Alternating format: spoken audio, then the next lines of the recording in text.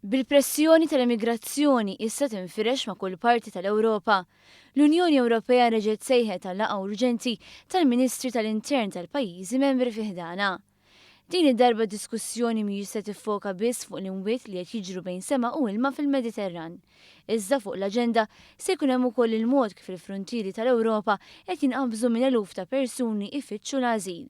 Dan wasal biex il-kontinent jiffaċċja kriżi bla preċedent bil-Kanċellier tal-Ġermanja Angela Merkel tiddikjara bliktar mod ċar li l-Ewropa falliet.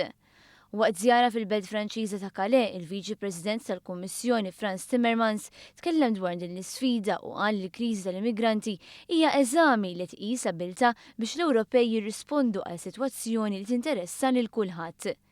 Il-Kummissarju Ewropew responsabbli mill-immigrazzjoni Dimitris Avramopoulos qal li huwa d-dover tal-Unjoni Ewropea li tipproteġi wkoll il-frontieri tagħha.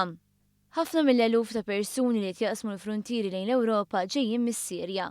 U għalkemm mhux spiss daqs dawk fuq il-baħar, it-traċedji fuq l-art ma naqsux tant li 71 persuna mitu fgati fit-trak fl-Awstrija.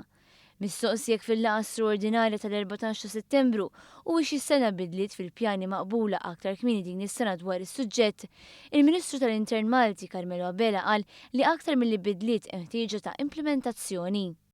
U naħseb jiena waħda mill-kritiċi l-kbar li jista' jkun hemm anke f'din il-laqgħa u naħseb anke min-naħa tiegħi bħala Ministru hija li l-commitments li għedna nagħmlu bħala pajjiżi membri tal-Unjoni Ewropea għadna lura mill-li wettquhom. Niftakar li numru ta' xhur ilu l-Kummissjoni Ewropea ppreżentat 10 punti quddiem il-pajjiżi membri tal-Unjoni Ewropea, però minn dawn l-10 punti ftit li xejn twettqu. Huwa kalkulati tul ix-xahar ta' Lulju biss numru rekord ta' aktar minn 100,000 immigrant missew mal-frontieri Ewropej, jitriplu fuq l-ammont tas-sena li għaddiet.